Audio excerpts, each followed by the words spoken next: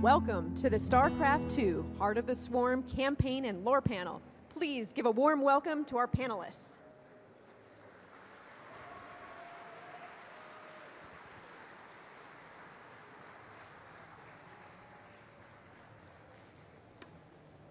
What's up, everybody? Welcome to the StarCraft II panel.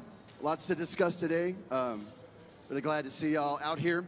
My name's Chris Metzen. I'm the company cheerleader. This is Brian Kindergan. He's the lead writer on StarCraft II. It's Matt Morris. He's the lead level designer on StarCraft II. So as we get underway here, Brian and Matt are going to give some presentations on kind of story and level design. I'm just going to shut up for a while and then maybe hit y'all on the flip side with some QA time. So, Brian? All right. Hey, everyone.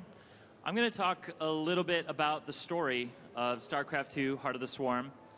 But I don't want to spoil any of the great stuff that we've got planned for release. So I'm just going to touch on a couple topics and hopefully get the ball rolling for the Q&A later.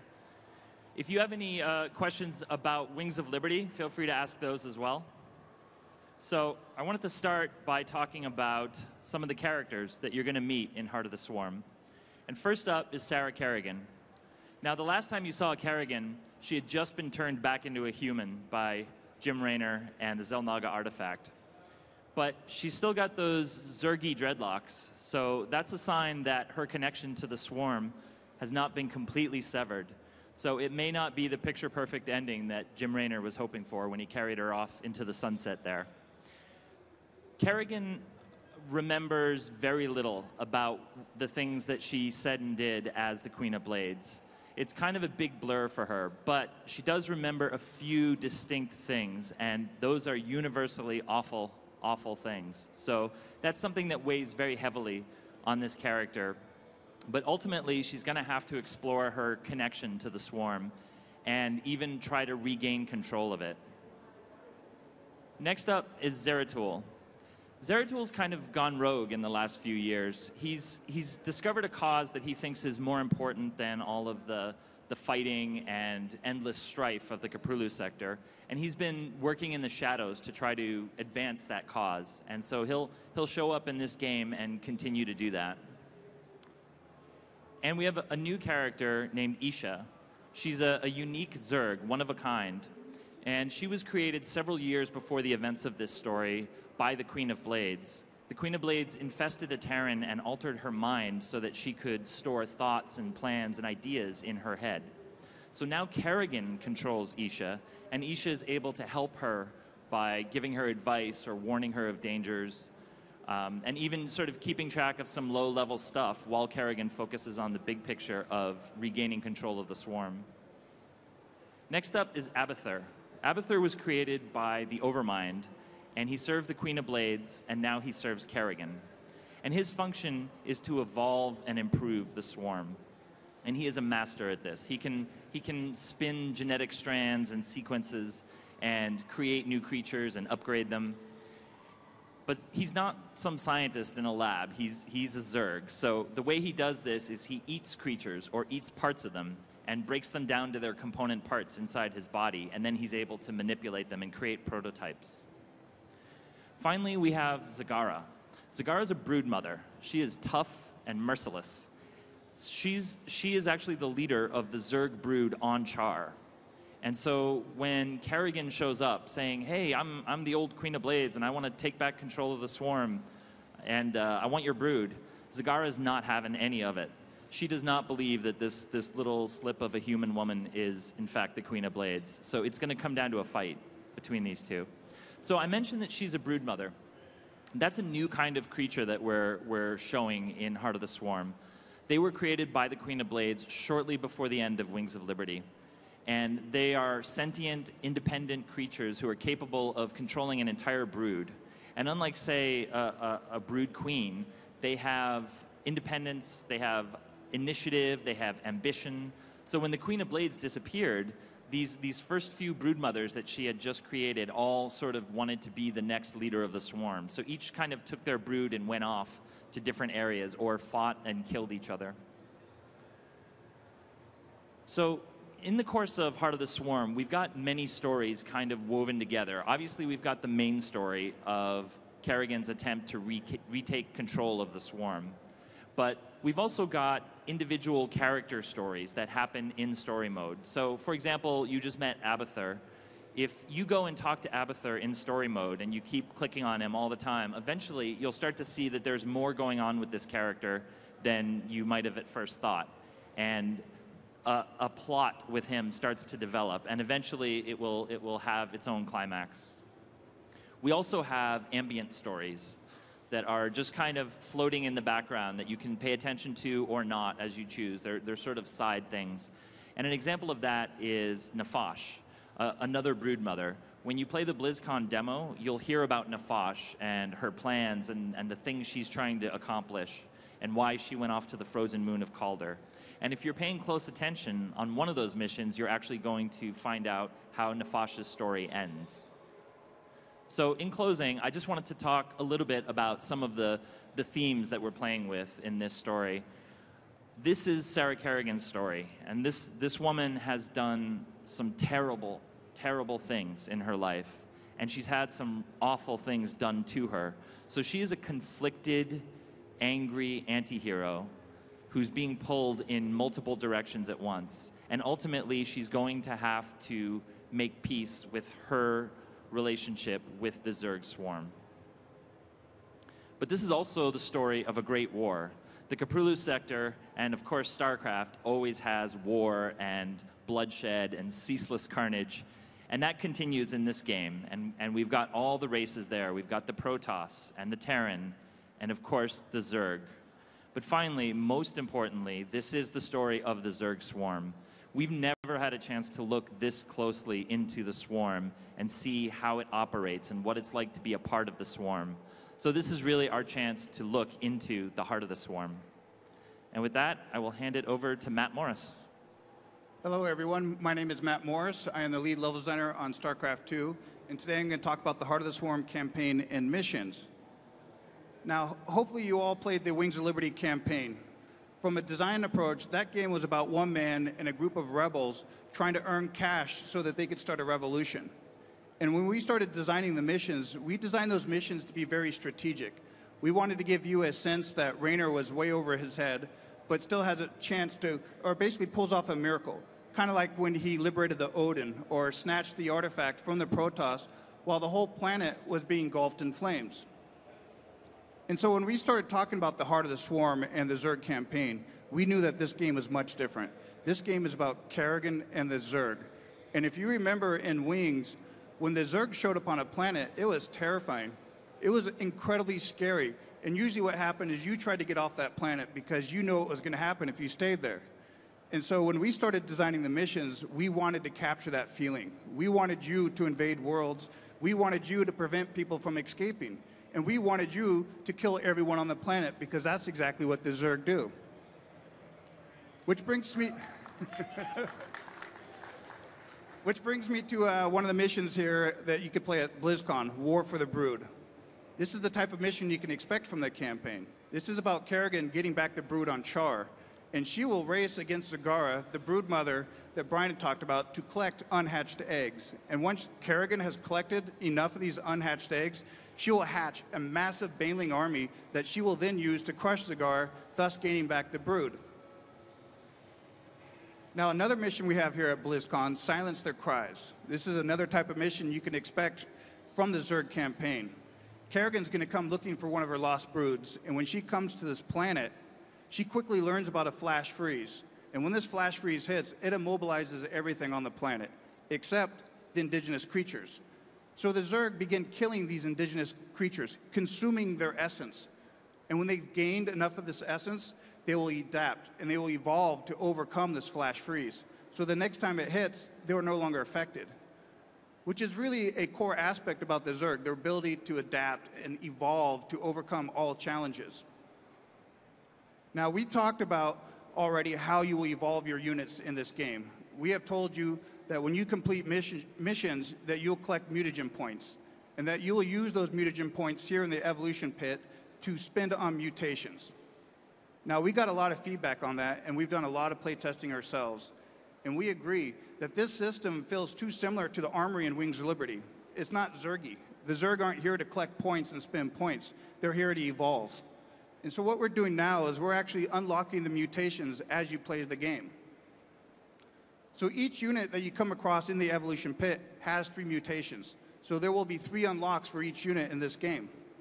And each mutation that you choose will impact the power of that unit, so that the next time you play with that unit in the next mission, you'll see that power.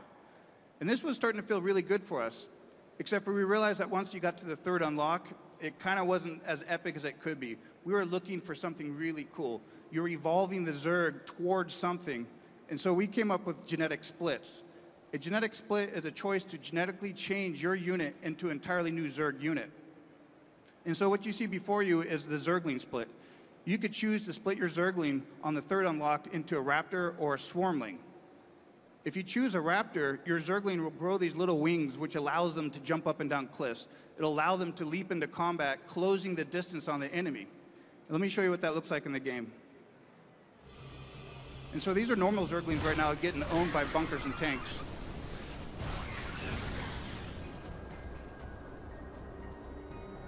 But you chose Raptors, so you can now come at the Terran defense from a new direction.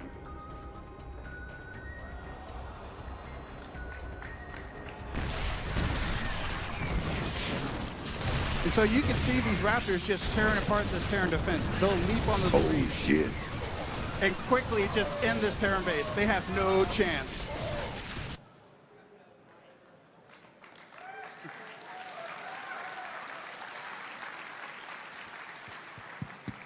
Now, if you were to choose the Swarmling split, instead of your Zerglings morphing in 15 seconds, it'll be 1 second. And instead of having 2 Zerglings, you're going to get 3. And so you could quickly mass a really large army real quickly. Let me show you what that looks like.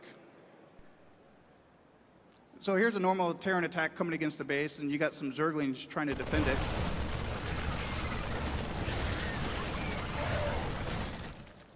You'd be in trouble at this point. You don't have any more units to guard your base. But you have Swarmlings. So each of these larvae is going to produce 3 Zerglings, and they're going to make a really large force quick.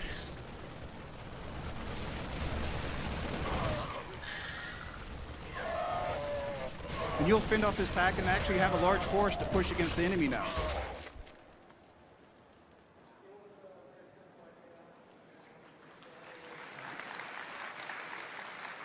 And so this really started scratching that itch for us. This is what you're doing in the game. You're evolving your units to an epic choicer. You're getting to choose an entirely new Zerg unit.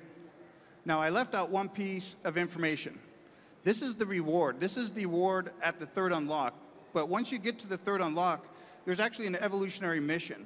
And you'll launch a mission designed specifically for both these units. So you'll have a mission with the Raptors and Swarmlings. And once you complete that mission, you will then make that choice. Now, the last thing I'm talking about on the Heart of the Swarm today is destruction of worlds.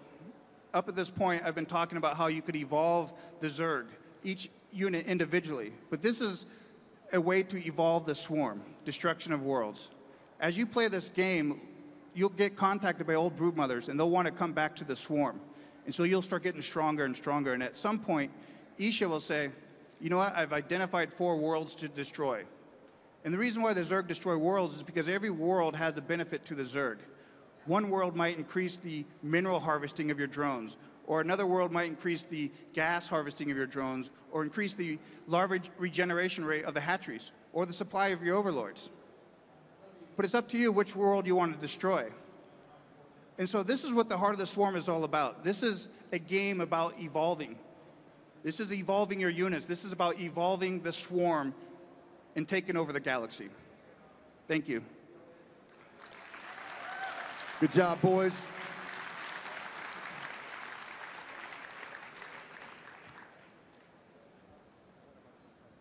At this time, feel free to queue up for Q&A. Moderators? Oh, there we go. Right in the middle, y'all. So right up. Here we go. A little bit to this side.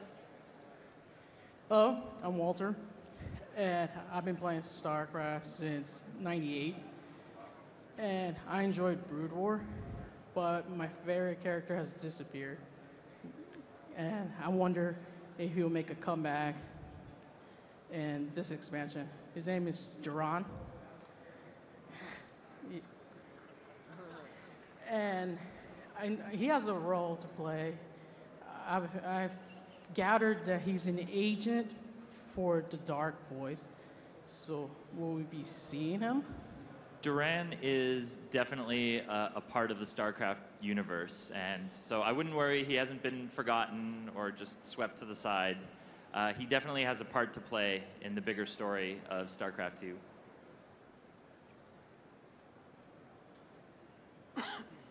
It's possible you might have met him already. You totally did, by the way. My name is Martin Solis with Big Crits, and I have a question about Kerrigan. You said that Kerrigan doesn't remember everything, and that she only remembers some of the more intense moments. Would those moments include her killing Phoenix and General Duke? And does she have that guilt to bear? And how will Jim Raynor accept her after he killed those two, especially Phoenix, because they became great friends? Right. That is definitely something that comes up between them in the game. I wouldn't say that she specifically remembers the moment that she killed Phoenix, but the guilt of everything that she's done. She remembers some of the things, and she's heard about others. She is aware of all of the terrible things and sins that weigh on her. So her guilt is immense, and that's something she really has to deal with in the game. But that's definitely something that those two characters still have yet to explore. I would say too, on the Raynor front, you know, love can make a man do and think really stupid stuff. And Jimmy's got it bad for this girl. So I think to some degree, it wasn't her. She's possessed by an alien entity, right? It wasn't her.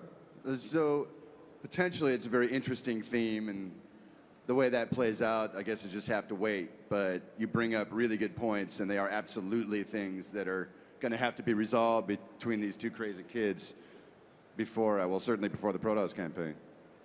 So. Yeah, I mean, a lot of this story on some level is about identity. You know, it's about how much responsibility you bear for things that you've done, and you know what you can do to make up for it. What is your identity, right? Are you human or alien? There's a lot of stuff like that with Kerrigan. Yeah, it's innate to what StarCraft is, right? Whether it's these two goofy kids or whether it's these races that do what they need to do to survive. You know, the idea of redemption, right? Like, are there times when you go too far? Can any sin be forgiven, right? I think it's innate to this storyline and to how these people relate to each other, right? At some level, he just wants to believe the best about this girl. The trick about Heart of the Swarm is what she believes about herself. Ultimately, we're going to find out.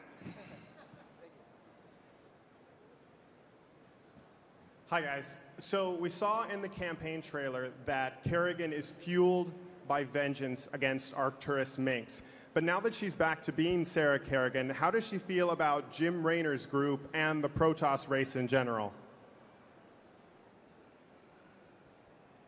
I would say there's a lot of mixed feelings there. I think the one big thing that she's very aware of, as far as Terrans in general, Protoss in general, as far as the entire Caprulu sector, is that she's public enemy #1. You know, there's a lot of people who don't care what she looks like. They hold her responsible for all of the things the Queen of Blades did. So she definitely is aware that almost everybody out there wants to kill her. So that's going to color all of her feelings, I think. Right. And I would just say on top of that, one of the other innate themes is this girl who's suddenly human, that's only ever been manipulated, you know, since she was a little girl, whether it was government programs or the charismatic rebel leader whose lieutenant she was, or the evil alien overlord. She's never had her own identity. She has never made her own decisions. And now that she's suddenly human again, given partial memory of the atrocities she's caused, suddenly right in front of her are two vectors. There is this man that she loves, and there is this man that she hates. And in the midst of all that tension, right, is where she will begin to define her own path, finally, right? And boy, I hope it ends well for these kids, because I love them.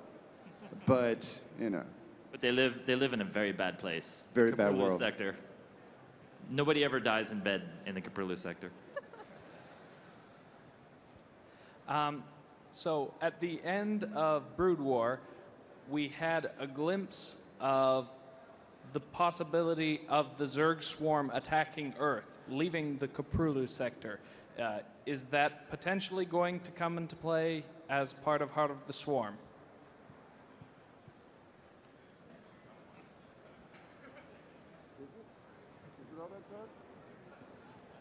I would say no. But that's an idea that geeks us all up. I mean, it's just one of the long-term running, you know, what would happen one day, you know, if we get back to Earth and the Zerg are raining from the sky. It's a very compelling visual. It's a very compelling thematic. But the events of the next few chapters pretty much take place in the old stomping grounds of the Capurlu sector. So maybe a little more down the road. Hi, everyone. I'd like to know what role Nova is going to play in the campaign and how often you'll see her. Well, she definitely shows up. I mean, you've seen her in a teaser or two, probably. So she has a role to play. This is the Zerg expansion, though, so the focus is definitely on Kerrigan and the Swarm.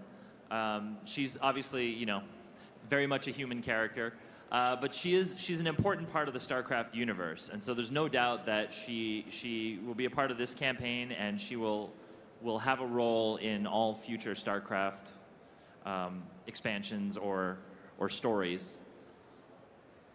But yeah, mostly we're looking at the Zerg with this one.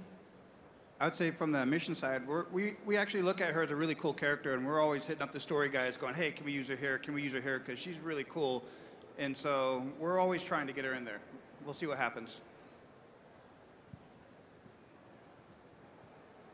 Hey, I was a big fan of the Tauren Marine and his flying porta potty. I was wondering, since we have 2 playable levels here, should we be looking for Easter eggs, or is it not worth exploring the entire map? It's always worth exploring the entire map. Spoken like a true level designer, by the way. There's nothing there, but you should see everything. I would say that we're always trying to put everything we can in the map. So I don't want to give any secrets away, and I would say enjoy looking for them.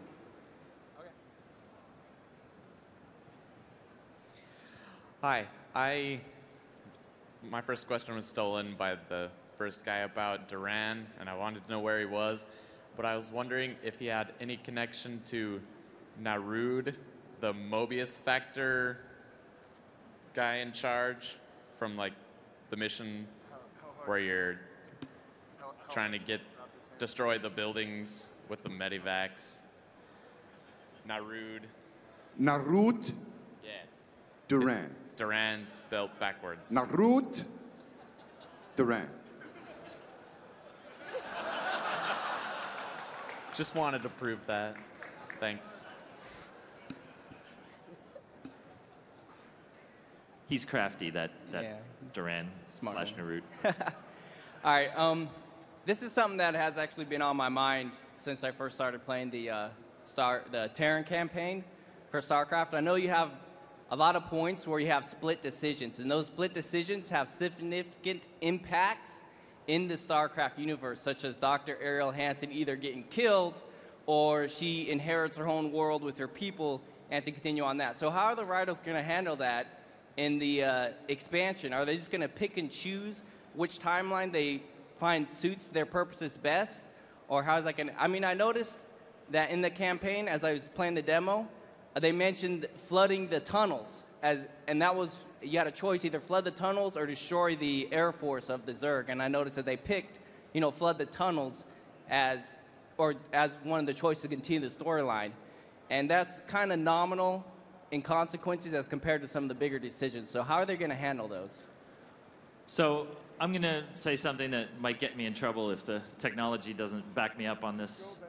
But we are actually planning to bring your choices forward into the game. So if you didn't make a choice, if you didn't, for instance, if you're playing Heart of the Swarm and you didn't finish Wings of Liberty, you didn't reach the point where you had to choose between the tunnels or the platform, then we have the canon choice, which is always the A choice. In that case, it was flood the tunnels. But if you played Wings of Liberty and you made that choice, and we can detect it somewhere on BattleNet or on your computer, then we will bring that choice forward into the game. And so the line that you would hear Zagara say in that scene would be different if you had chosen to attack the platform. Now that said, this again is the Zerg campaign, and some of those choices, Tosh and Hansen, were very human Terran-centric choices. So I can't say that the choice will have a huge impact on the game, but you will hear references in different places to the game. In the game, you'll hear references to the choices that you made. Thank you. So one of the best aspects of the Terran campaign was how you got to see a lot of Dominion society, especially through Vermilion's newscast, and also just Raynor interacting with his shipmates. The problem is there are very few self-aware Zerg. I know you're creating a couple of characters, but even so, the cast is much smaller compared to the Terran campaign and I guess the upcoming Protoss campaign. So how are you planning to address that, adding a kind of empty world with few characters? Are we going to see a lot of human and Protoss characters to make up for the lack of Zerg characters, or are you introducing more, or are you just going to kind of go with as few characters as possible? I remember you from last year. Hi. I don't think story mode is going to be that empty. We do have quite a few characters that inhabit it. We've started to find ways to have Zerg here and there that have their own sentience and have their own opinions and who Kerrigan can play off of and react to. And she definitely, there are other races that she interacts with. But I think, as I said earlier, this is our chance to really explore the Zerg swarm and see it far closer than we ever have before. So I think we found a lot of cool ways to talk to different characters in the story. I guess I'd say as well, I think that's exactly right. But when you look at Wings of Liberty, it's a human universe. You've got newscasts, you've got ambient storytelling, you've got jukeboxes, right? You got everything. And all of that helps to really just create that sense of world. But I think it's wise not to necessarily go into Heart of the Swarm thinking that those mechanics will be one-to-one, because there are a lot of ways to shape your sense of world. That was their only function. So the idea is newscasts necessarily running throughout a Zerg storyline, you don't need them. Jukebox, I would love to get that damn jukebox in there somewhere.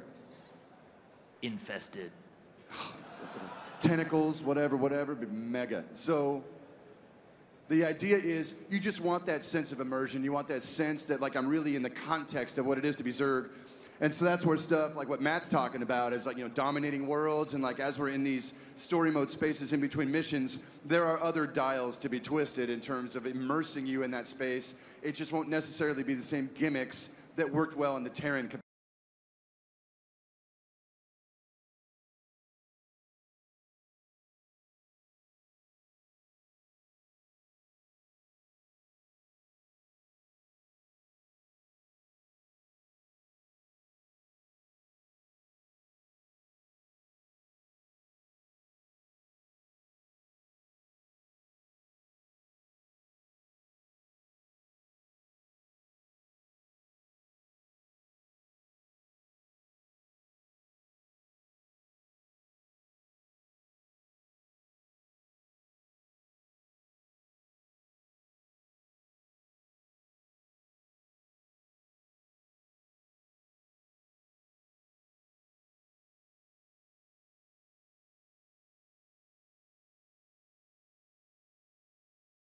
find out about the Zerg from this interaction. And that's a big part of this story mode space. Bam. How you doing? My name's AJ. I've been playing since '95. I've realized one thing: the Protoss never forget, especially when it comes to their leaders like Phoenix and Tassadar, who in fact died and came back and died again. My question is, how is this going to affect them with Kerrigan coming back into the scene? I sense there might be more hostility towards them, but what kind of reaction are the Protoss going to have, and how much more intensity are they going to feel towards her coming back into the storyline for the Terran and Raynor? A lot. They're pissed. She's horrible. She's a terrible person. I don't think so, but she's done terrible things. The Protoss are not at all happy about this girl running off scot-free. They're not happy at all. I imagine there's going to be shenanigans. I imagine there will. Unrestrained rage would be the phrase I'd use. Hi, my name's Stan, and I've been playing since I was 8. And I have a question about the UED. What have they been doing since the end of Brood War and the transmission that they got? And what has Stukov been up to since the end of Brood War? Like, has Owe me the $5. It took him at least. We got 13 minutes left. That was the first Stukov question. Yep. It just cost me $5. So the UED has to be up to something, right? Because like they know that their force got defeated by the Dominion and the Alliance and everything. So, yeah. The UED is they're still out there. I mean, you know, they're still a part of the StarCraft universe. But I would say that they kind of got their butt handed to them 4 years ago. There's not much butt left. Yeah, I think it's going to take them a little while to decide to come back to the Caprulu sector. They have a lot of their own stuff going on. So it's something that we'll be hearing from in the future. But right now, this story is definitely more Caprulu sector focused.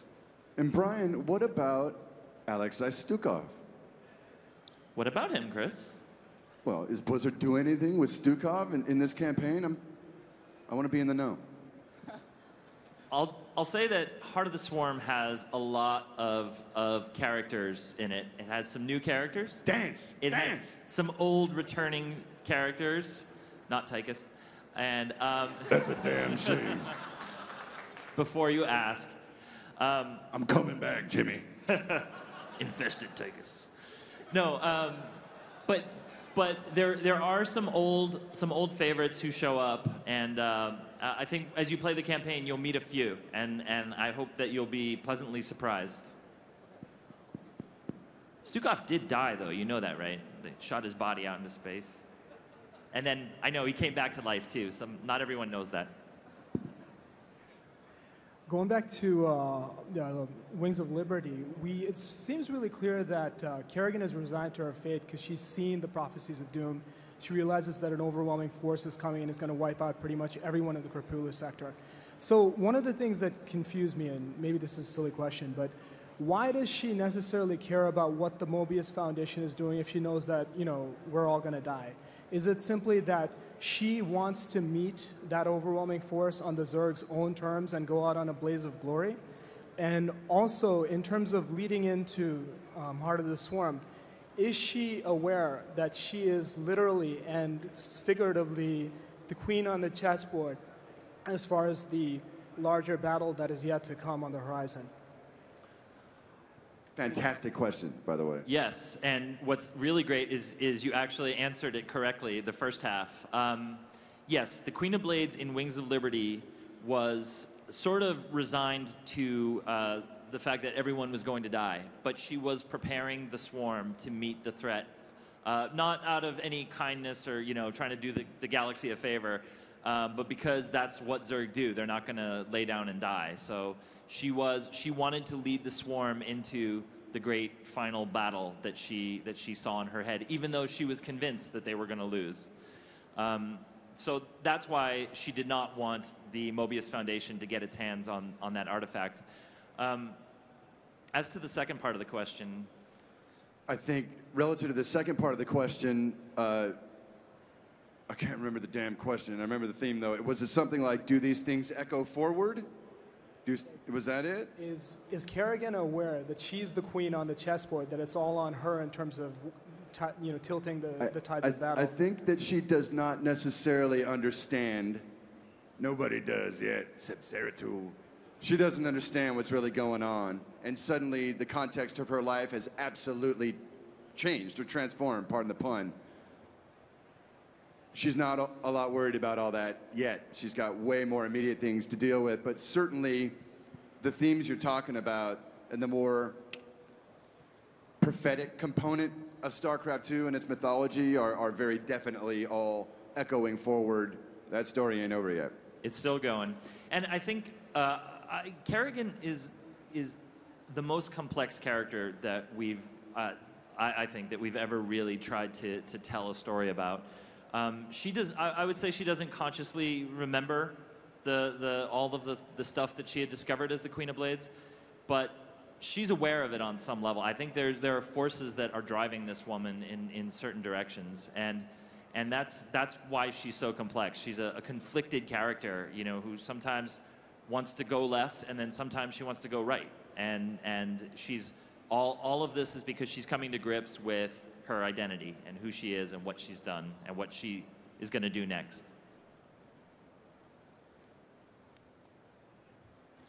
Hi, my question pertains to the Protoss-Zerg hybrids that we were introduced to during the Protoss interlude in Wings of Liberty. I'm curious how much impact they're going to have in Heart of the Swarm. Are we going to see a lot of development of that storyline, or are they just going to be kind of set aside until the Protoss campaign? Do you think they're going to be set aside? Come on now. You will see hybrids. You will see a lot of hybrids. And they will do mean things to you. They are ill-tempered.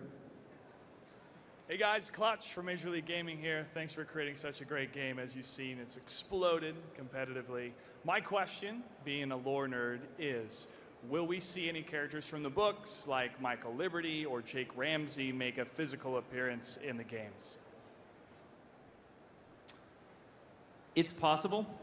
Again, most of the characters from the books are Terrans, and so it would be hard to try to wedge them into a story about the Swarm. But you know, definitely we're in very close touch with the publishing team, and you know, they play all the games, and we read all the stuff that they work on. So we're always happy to try to bring the expanded universe into the game in any way possible. It really depends on function, right? Like Matt said earlier, these guys are hooking maps and ideas. They're like, you know what we could use right here is a ghost.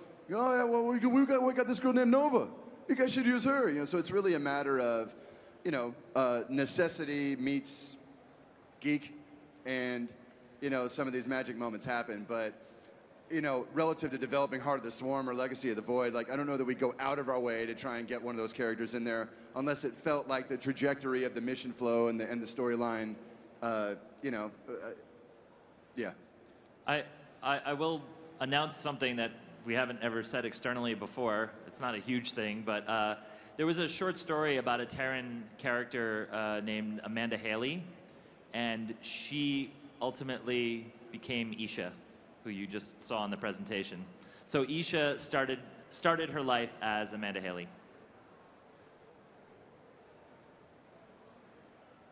Hello. I don't know if I'm reading too much into it, but in the recent book Spectres, there's a character called Cole Bennett, and he has the ability to implant memories to evade people, but he also said he's a chameleon. And I wonder if I'm reading in too deeply, or if he actually has the ability to kind of change how he looks. Meaning, is he packing Zerg DNA? Or if he's somewhat anything like Duran, because he can change how he looks. There's like a 2% chance I could be wrong, so I'm not going to answer the question. I'm pretty sure I know the answer, but Because then it becomes canon.